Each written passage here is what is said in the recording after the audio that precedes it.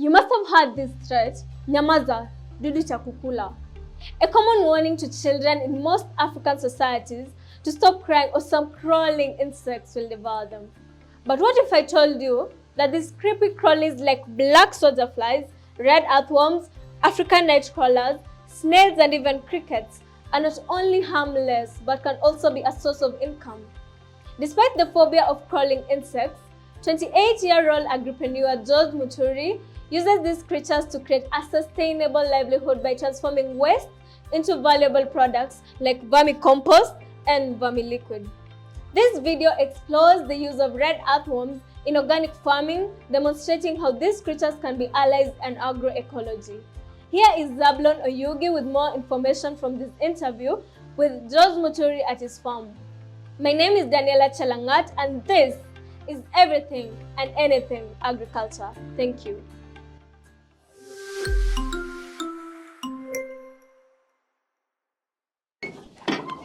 Karibu sana.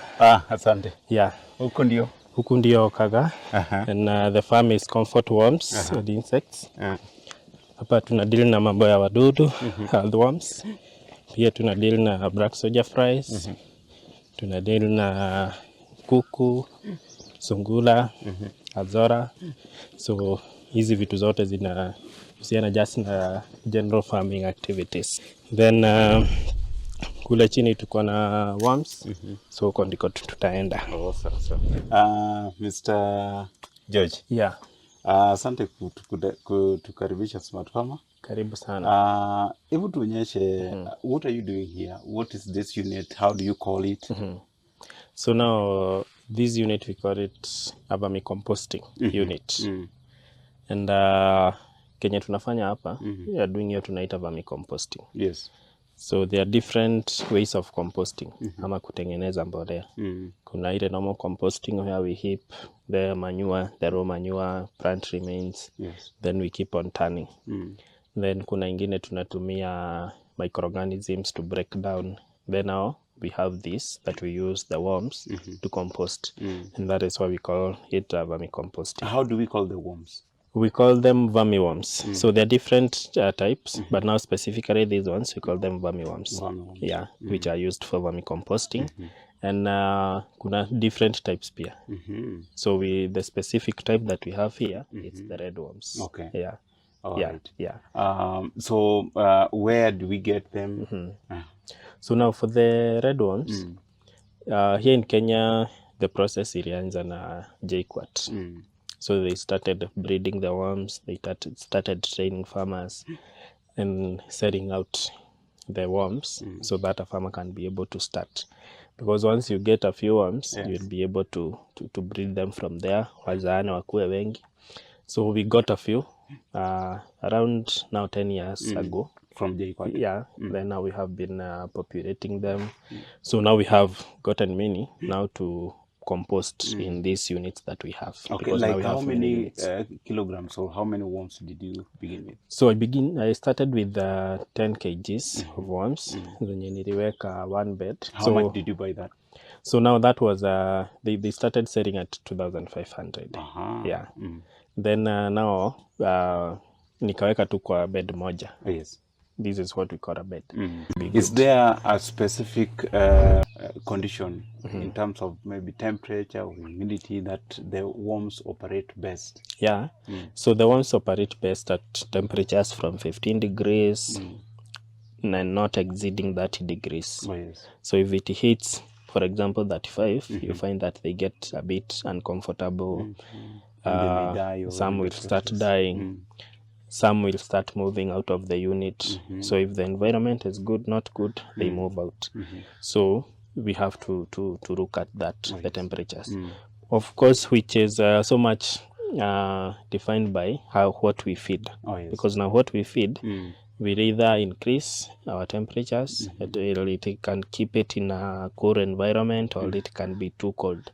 So when we are feeding them, normally we use cow dung. Okay. So cow dung, we have to look at the moisture also. There is a simple way of a farmer looking at the moisture by pressing. Oh, pressing the dung. So if it gives a few drops of water, that one is good.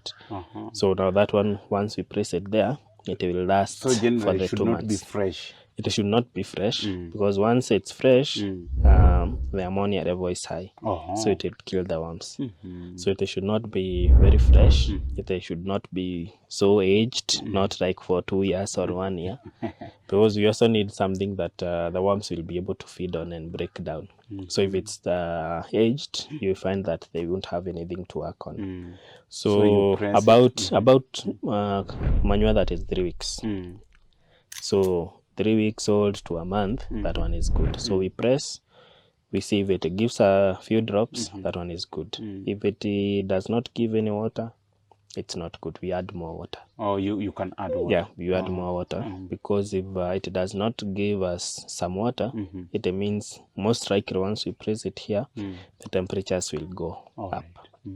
Then there is another third option. Once you press, you can find your cow dung. It's the one, not really now the water, but you find now the dung moving out from your hand. So now that one is too wet, it will kill your worms. So apart from cow dung, which are the raw materials do you feed your worms? So we can use any other apart from chicken.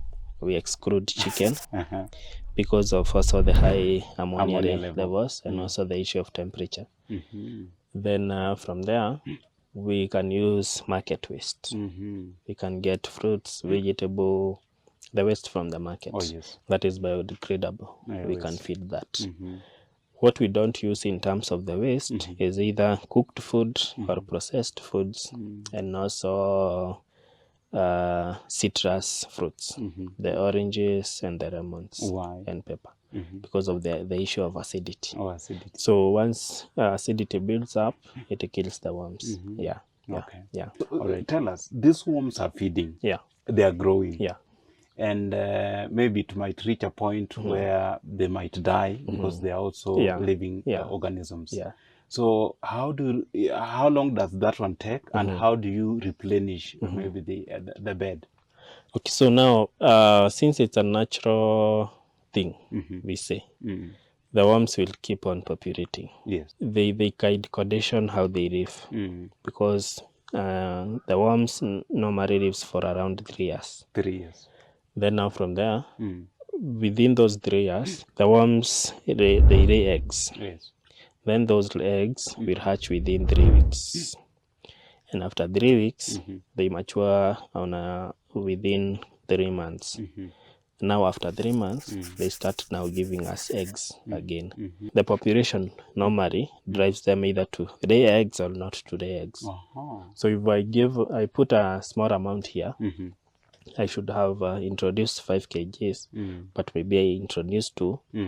They will feel that the environment they are in, they have a lot of food, so they need to be more to feed on that food.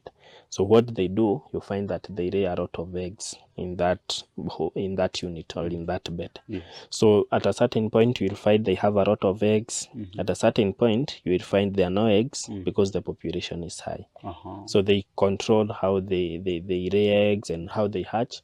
So we really don't do much like keeping on introducing more worms, because that is their way. That is how they do it. All right. So are there some which die? Yeah, there are some which die, and once they die, they just decompose into the compost. That is their natural way of living, of which they die from 3 years. All right. How do you ensure that you don't interfere with their reproduction? One way that we can interfere with the reproduction is when you are harvesting the compost. Because you can find that we have harvested the compost, and because the eggs are not too big, we have also harvested the eggs. So what we have tried to do, we have worked on a sieve that is normally helping us to sieve both the compost, the eggs, and the worms. So we get the worms plus the eggs on one side. Then we have the fine compost separate. So in that sieving process, the eggs are not interfered? Yeah, they are not interfered with. So we return the worms back so that now they can hatch. So tell us, once they have fed on the first feed, you remove it. The all of it? Yeah, all of it. With the worms? Yeah, with the worms. And then you replace it? And then what we do, normally because of tracking, using the numbers, like once we start removing here, we remove all of it, we take it to the sieve, we sieve first, then whatever remains, either there are bigger particles that didn't compost, plus the worms that we removed in this unit, plus the eggs, we return them back to the same unit. Then now we fill with fresh feeds. So, I mean, removing the entire content depends on how far they have decomposed it. Yeah, of course, you will be checking. Yeah. Yeah, so we check until now we are sure that they have decomposed everything, so that now we remove the whole unit, we sieve it, and then return whatever is not composted, we return it back. So the duration it takes for decomposition depends on the number of the worms. Yeah, the number of the worms. And maybe the speed of decomposing. Yeah, the speed of decomposing. Okay. Yeah, but now we normally say that once you have the right number of worms, the feed is okay in terms of moisture and no chemicals, it's not heating up. The worms, they will work on it day and night for the next 6 to 8 weeks, maximum 8 weeks. 8 weeks. So if we leave it for another like 2 weeks or 1 month, you will find your worms, they died. Because now once they go down, they feed from top as they move down. Okay. So once they get down there, then they have finished whatever they were feeding. They now stay like they are waiting for more food. If you don't feed them, they will start shrinking until now either they die. If they won't do that, they feel now they are not comfortable, they start crawling out, majorly at night, because the worms love it when it's dark. So they will start crawling out, and you find them, they run away during the night. When I was starting, I was not really composting. Nilikuwa nataka nipate worms, ni feed kuku, na kuku wangu wawe wako na chakula. But later on nikaona, it's really not helping me to solve the problem that I had. Which problem was that? So I had a challenge of feeding my chicken back then. So now nikaanza kufikiria what else can I do with the worms? Because nilienda on the internet nikaona different people from different countries use the worm for different purposes. So hapo nikaona, basing on what I have here, the items I can be able to get and all that, I can be able now to go into vermicomposting. When you began vermicomposting, your target now shifted from your chicken to producing vermicompost and vermiliquid. Yeah. So what was your main aim with the vermiliquid and vermicompost? I tried also to do some research. Because now singeanza pia kutengeneza kitu kama sijui nitapeleka wapi. So I had to first try and train farmers. Majority I was using the Facebook. So I would do some posts and see what the response is from the farmers. So when after some time nikaanza kupata now the demand. Farmers would come here, I train them, they get some samples. So hapo nikaona there is a need for me to produce the vermicompost more. Back then I was doing vermicompost and vermiliquid in small quantities. But nikaona ya kwamba vermicompost and vermiliquid, for me to produce them, I'm taking too much time. Because of the liquid essence. So when I decided now to go large in terms of producing the vermicompost, I thought of dropping the liquid and focus on the vermicompost, so that I can be able to narrow down my timelines and be able to harvest a lot of compost. When you produce both, kuna some effects. One is on timelines. For me to produce, let's say in this unit I'm producing vermicompost and vermiliquid at the same time, it will take me about 3 to 4 months for me to get the compost from this unit. But when I'm producing just the compost, I'm just taking 2 months. So now, hapo kuna miezi mbili inapotelea hapo katikati. Then also when it comes to harvesting the vermicompost in a unit where I'm getting the liquid, it is challenging because the unit imeshikana, inakaa kama ni matope. Oh, yes. But now in a unit that yenye siweki maji ama siweki material yenye iko na high moisture, you find that it's very easy for me to sieve. I just get everything after they have broken down everything. I take it to the sieve, I sieve, inatoka kwa urahisi sana. Fine. Yeah. If you compare vermicompost and vermiliquid in terms of market and the prices, which one is more, profitable than the other? So vermicompost is more profitable.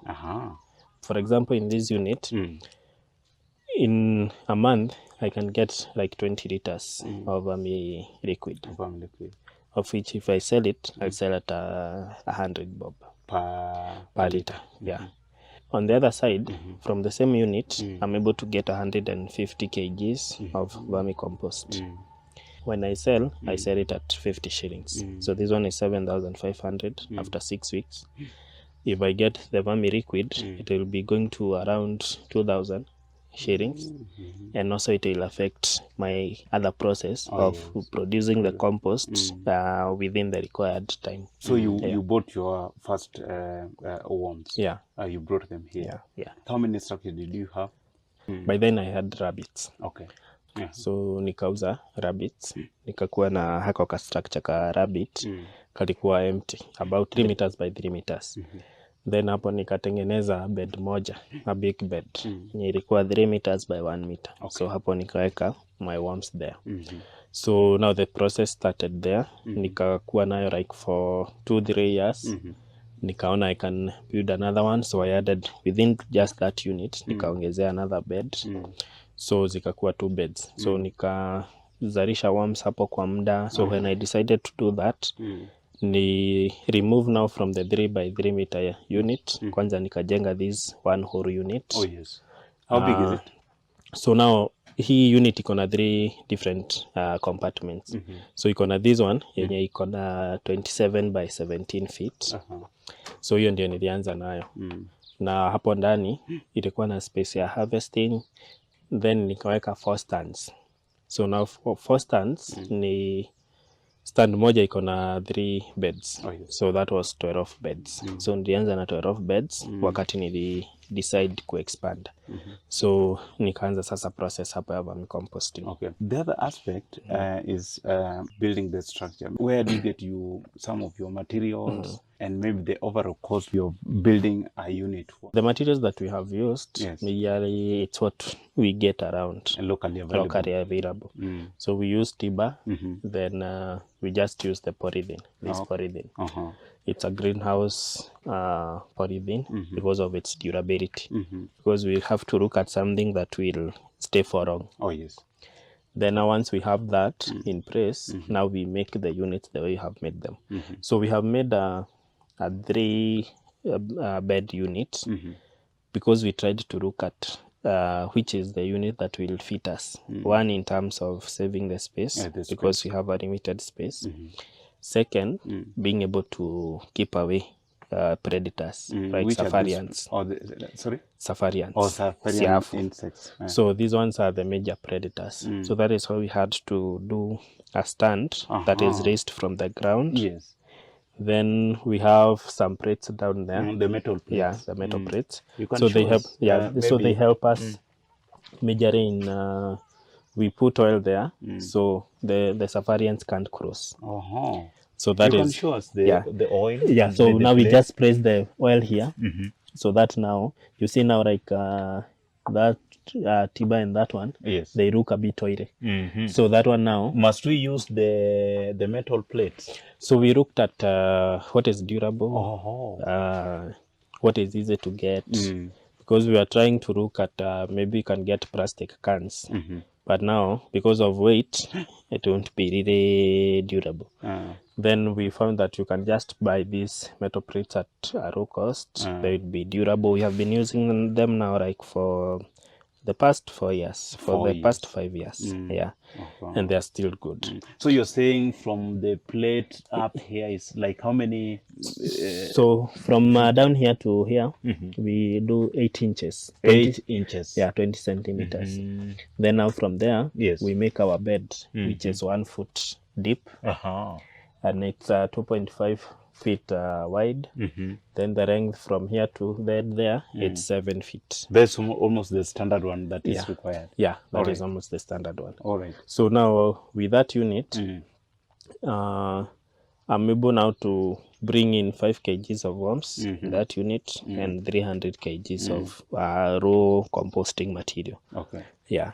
So now once we do that, a month and a half to maximum 2 months, we are ready to harvest. Okay. Yeah. What informs the tree or the height? Is it operation or any other thing? Yeah, it's all about operation and management, because we look at which unit can I be able to manage with this. Like this one is how many feet? So it's 6 feet high. 6 feet. Yeah, the total of it is 6 feet.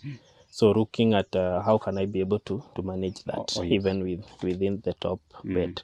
So that is what has made us to make it to be a 3-bed unit. Okay. Yeah. But if there is a way we can be able even to manage a 4th one, even the better. So we look at just saving on this space that we are leaving up here. Okay. Yeah. All right. Yeah. All right. Just to finish with the beds, what is the length? So the length of this bed is 7 feet long. We also looked at a bed that will be able to hold that amount of weight. Because if you do a bed that maybe can hold a ton, you have to make sure that it will be stable. Yes. Because you can do a bed that will hold 1 ton, but because of how you have made it, you find that it's breaking. Because of too much weight. So we just looked at that so that we can just be able to manage the 300 within 1 bed. Oh, so this is 300? Yeah, 300. So that is 1 ton. Oh, yeah, 300 kg, 300 kg, yeah. 1 ton. Yeah, almost 1 ton. All right. Yeah. Once you make it, generally tell us, for instance, this unit which is 3-bed. Yeah. How much can it cost? Now the cost of this unit, it will depend so much. It will vary a bit on how you are getting your material. Because you can have your own trees, you get your own timber. You can either be buying different cost, but on average, this unit normally cost us 15,000. 15,000. Yeah. Okay. Everything now apart from the worms. Then we place 15 kgs of worms, which will cost around 37,500. So the entire space has got how many structure of this kind? So we have a total of 72 beds. 72 so we have numbered them because of ease of management and noting. Like this one I can see. Yeah, this is number 13. All right. So we have 72 of this. Why do you mark them like? So that how is that one helpful? So now this one is helpful because we need to manage in terms of how is the progress. Yes. Because at times you may find that in bed number 14, we have done what is required, but the worms, either the population is not good, either they are dying. So if when I'm being given the report by those people who are working here directly, so I need to know which number is that. Okay. So we can be able to look at what is affecting that unit. Yeah. All right. Yeah. So you say the entire structure has got 72 beds. Yeah. The shade, we must have a shade over it. Yeah, we must have a shade. Which can be iron sheet or any other thing? Yeah, it can be iron sheet. It all depends also where you are. Because when I started, I used the greenhouse polythene as my shade. Oh, yes. Then as my cover on top. Then I had used some banana leaves just to make a shade inside. Because now the worms don't like the greenhouse effect. Because now they like it in a cool environment. That is where they'll be able to work best. also will be able to control the moisture, because if you put it in a greenhouse unit, it will dry too fast, the worms will die. So we have to manage that. So the iron sheet unit is much better, and it will give you the environment that is required for the worms to thrive, for them to compost at ease. Yeah. What if you put grass? Even if you put grass, it will be good. So the idea is, one thing, whichever unit one comes up with, you have to look the idea of that it won't rain, and then second, the sun won't access your unit.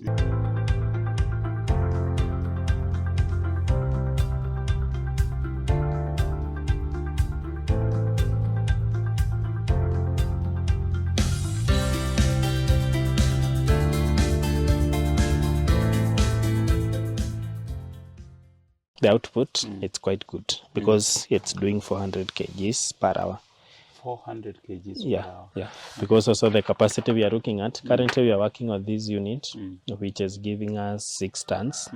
So ideally a ton per week, per 6 weeks. Or in 6 weeks? Yeah, in 6 weeks. So ideally a ton per week. And also now we have another unit that is coming up. Already it's operational, but working on now getting to around 30 tons every month. So also narrowing down to the timelines. Where my dad farms, we use around 20% of what we get here. Then 80% we are able now to sell to farmers within Kiambu, Nairobi, Murang'a, Embu, those counties. How much do you sell maybe a ton of this? Maybe you can show us. So a ton of this compost, we are selling it at 40,000. That is now a wholesale price. And now for a kg, we sell it at 50 shillings. 50 bob. Yeah. Okay. Yeah. Yeah. So most of your clients are farmers? Yeah, they are majorly farmers, focused on organic farming. Because this is an organic fertilizer or input. Also we have some seedlings, propagators, people farming in the urban areas, landscaping, doing the urban garden setups. Those areas. So what would you tell someone who wants to get into organic farming in relation to this compost manure? Where we encourage the farmers first to compost in the right ways. And this is one of the right ways that a farmer can be able to compost, break down the compost. First, you increase the nutrient uptake by the plant once you compost this way. Then also increase the water retention capacity of this compost. So once you plant with it, we don't use a lot of water. Also the nutrients in it, they are a bit higher compared to the raw uncomposted manure. So it's something a farmer should think of, either doing it in a small way, because there are so many different approaches to it, of which we look at this one. There is another system we call a windrow system. We also train farmers on that one, because that one is a bit simple and a farmer can be able to easily do that. So farmers, one, they need to run more, go on the internet, search different ways of vermicomposting. Also they can visit, because we train them here on ground. They visit, we train them on how they can be able to take this approach, how they can be able to replicate that on their farms. And even going to a point where we go out, we set up farms for farmers like these ones, and they get their own compost. Which means you charge on training? Yeah, we charge on training. You also sell the worms? Yeah, we also sell the worms. We go out to set up, so we also charge on that. How much do you sell maybe a kg of worms? So a kg of worms, we sell it at 2,500. 2,500. Yeah. These are worms which are how old? So now this one is they are worms 3 months. So we like combining. So you don't get just the old worms. You get some young worms in it, their eggs in that combination. Because also we need in a case where we find that a farmer may buy the worms, they introduce in their unit, but maybe they missed something. And because the worms are so delicate, either they'll run away or they die. Oh, yes. But you have the eggs, so the eggs will still hatch, and you have some worms from that. Yeah. So that is how we do it. Yeah.